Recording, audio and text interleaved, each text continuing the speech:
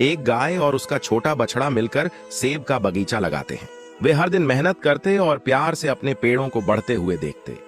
एक शाम दो काले बैल वहां आ धमकते हैं, पेड़ों को तोड़ फोड़ कर बर्बाद कर देते हैं और सेबों को रौंद देते। गाय उन्हें रोकने जाती है तो वे गाय पर हमला कर देते हैं, जिससे गाय दर्द से मर जाती है। दुखी बछड़ा रोता हुआ मदद के लिए चिल्लाता है और पुलिस को बुलाता है। पुलिस तुरंत वहां पहुंचती है।